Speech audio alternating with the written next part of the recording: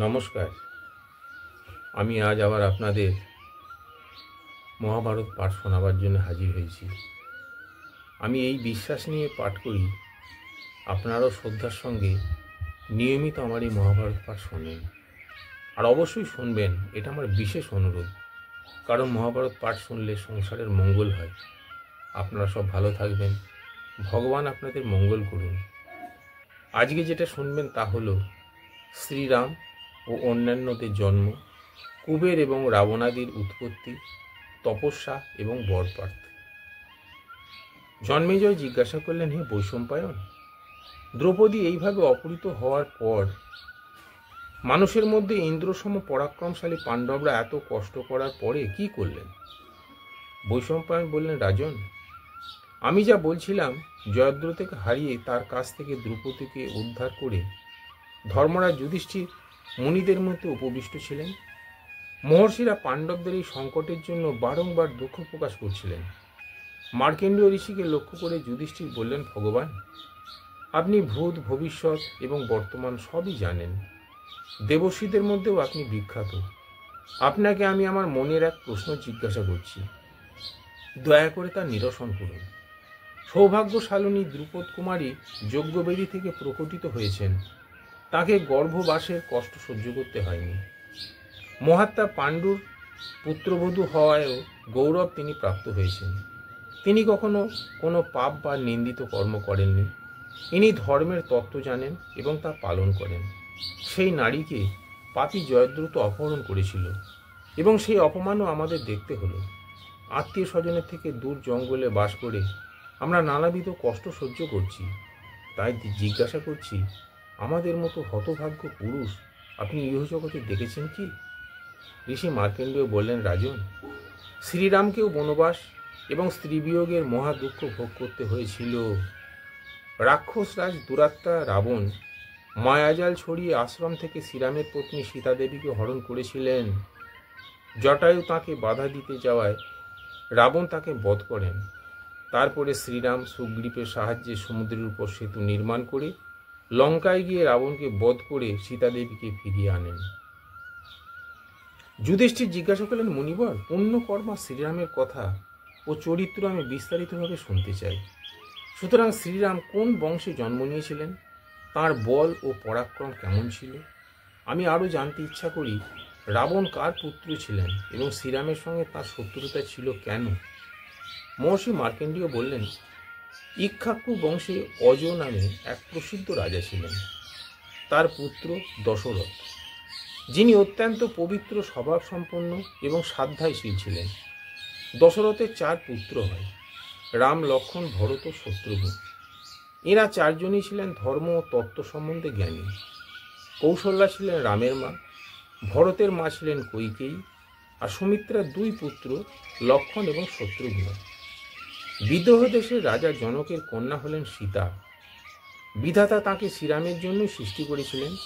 আমি তোমাকে রাম ও সীতার জন্ম বৃত্তান্ত জানালাম। এবার রাবণের জন্ম বৃত্তান্ত শোনো। সমস্ত জগৎ সৃষ্টিকারী স্বয়ম্ভু ব্রহ্মা ছিলেন রাবণের পিতামহ। পুলস্ত্য ছিলেন তার পরম প্রিয় মানসপুত্র। পুলস্ত্যের পত্নীর নাম গৌ। তার বৈশবন নামে এক পুত্র ছিল।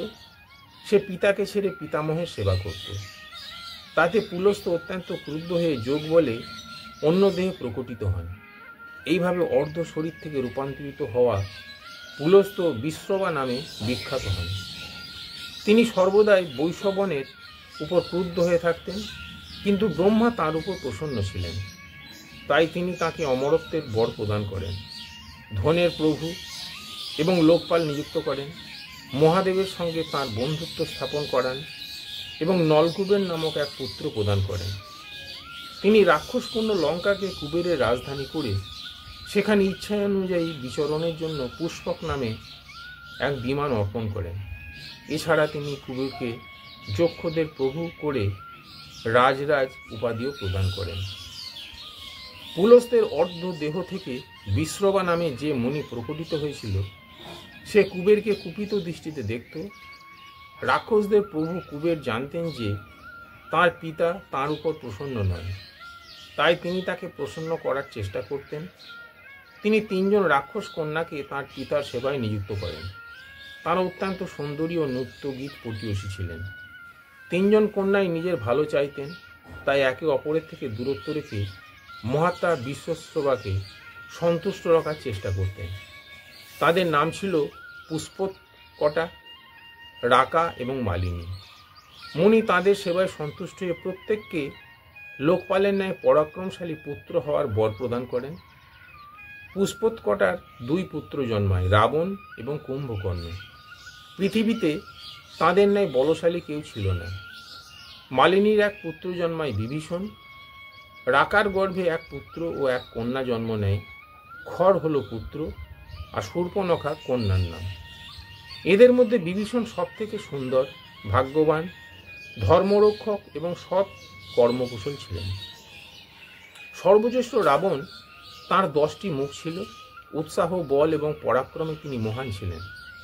কুম্ভকর্ণ শারীরিক বলে সবার উপরে ছিলেন। তিনি মায়াবী এবং রণদক্ষ ছিলেন আর ভীষণ দর্শন ছিল তাঁর চেহারা। খর ছিলেন ধনুর্বিদ্যায় অত্যন্ত পরাক্রমশালী। তিনি মাংসাশী এবং ব্রাহ্মণ দেশী ছিলেন। শূর্পণখার আকৃতিও বড় ভয়ানক ছিল। তিনি সর্বদা মুনিদের তপস্যায় বিঘ্ন প্রদান করতেন। মহা সমৃদ্ধিযুক্ত হয়ে কুবের একদিন পিতার সঙ্গে উপবেশন করছিলেন। রাবণ প্রমুখ তার বৈভব দেখে ঈর্ষান্বিত হন। তখন তাঁরা তপস্যা করার সিদ্ধান্ত নেন। ব্রহ্মাকে সন্তুষ্ট করার জন্য তাঁরা ঘোর তপস্যা আরম্ভ করেন। রাবণ 1 পায়ে দণ্ডায়মান হয়ে, পঞ্চাগ্নিতে তাপিত হয়ে, বায়ু ভক্ষণ করে একাগ্র চিত্তে 1000 বছর ধরে তপস্যা করতে থাকেন। কুম্ভকর্ণ আহার সংযম করেন। তিনি ভূমিশয্যা নিয়ে কঠোর নিয়ম পালন করতেন। বিভীষণ একটি মাত্র শুষ্ক গাছের পাতা খেয়ে দিনাতিপাত করতেন। তিনি উপবাস করতে ভালোবাসতেন এবং সর্বদা জপ করতেন। খর এবং শূর্পণখা এরা 2 জন তপস্যা নিরত ভাইদের প্রসন্ন চিত্তে সেবা করতেন। 1000 বৎসর পূর্ণ হলে রাবণ তার মস্তক কেটে আগুনে আহুতি দেন। তাঁর এই অদ্ভুত কর্মে ব্রহ্মা অত্যন্ত প্রসন্ন হলেন। তিনি স্বয়ং এসে তাকে তপস্যায় বিরত করেন এবং সকলকে বরদানের কথা বলেন।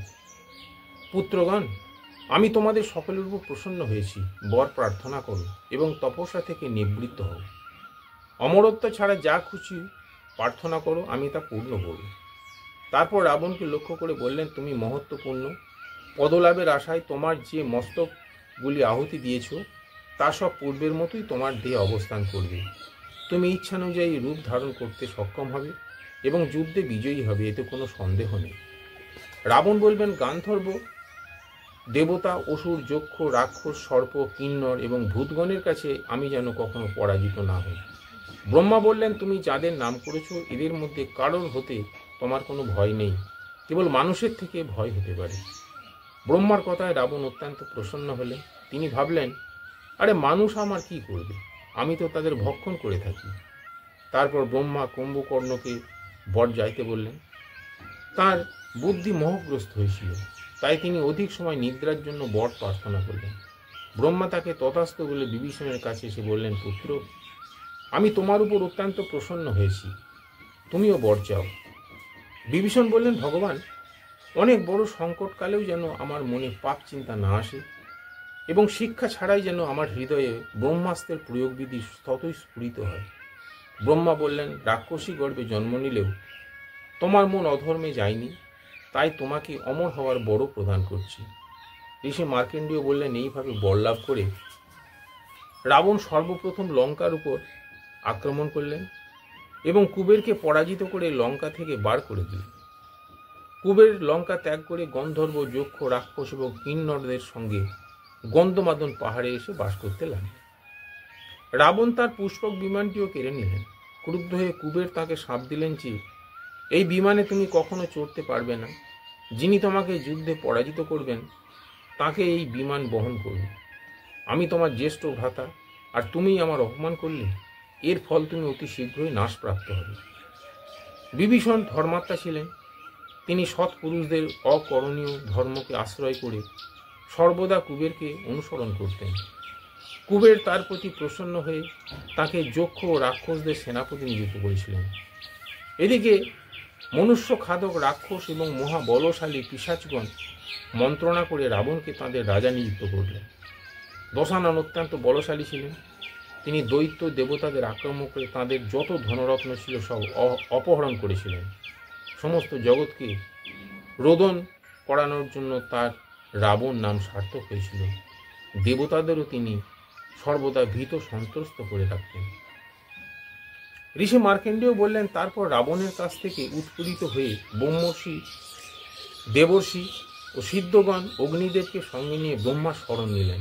অগ্নি বললেন, ভগবান, আপনি বিশ্ববার পুত্র রাবণকে বরদান করে তাকে যে অবদ্ধ করেছেন, সে এখন জগতের সমস্ত প্রজাকুলকে কষ্ট দিচ্ছে। তার হাত থেকে আপনি আমাদের রক্ষা করুন। ব্রহ্মা বললেন, হে অগ্নিদেব, দেবতা বা অসুর তাকে যুদ্ধে পরাস্ত করতে পারবে না। তার জন্য যা প্রয়োজন তা আমি করেছি। এবার শীঘ্রই তার দমন হবে। আমি চতুর্ভুজ ভগবান বিষ্ণুকে অনুরোধ করেছিলাম। তিনি আমার প্রার্থনাতে জগতে অবতার রূপ গ্রহণ করেছেন। তিনিই রাবণকে দমন করবেন।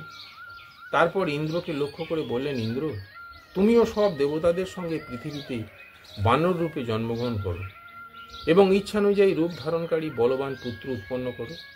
তারপর তিনি দুন্ধুবি নামধারী গান্ধর্বীকে বললেন, তুমিও দেবকার্য সিদ্ধির জন্য পৃথিবীতে অবতরণ করো। ব্রহ্মার আদেশ শুনে দুন্ধুবি মন্থরা নামে জন্মগ্রহণ করেন। এইভাবে ইন্দ্র প্রমুখ দেবগণও অবতীর্ণ হয়ে ভালুক ও বানর স্ত্রীদের গর্ভে পুত্র উৎপন্ন করেন। এইসব ভালুক ও বানররা যশ ও বলে তাদের দেবতা পিতারই সমকক্ষ ছিলেন। তারা পর্বতে চূড়া ভেঙে ফেলতেন। শাল ও তাল বৃক্ষ এবং পাথরের বড় বড় টুকরোই ছিল তাঁদের অস্ত্রশস্ত্র। তাঁদের শরীর ছিল বজ্রের ন্যায় অবদ্ধ এবং সুদৃঢ়। তাঁরা সকলে ইচ্ছানুযায়ী রূপ ধারণকারী, বলবান এবং যুদ্ধ নিপুণ ছিলেন। ব্রহ্মা এইসব ব্যবস্থা করে মন্থরাকে দিয়ে যে কাজ করাবার তা তাকে বুঝিয়ে দিলেন। নমস্কার।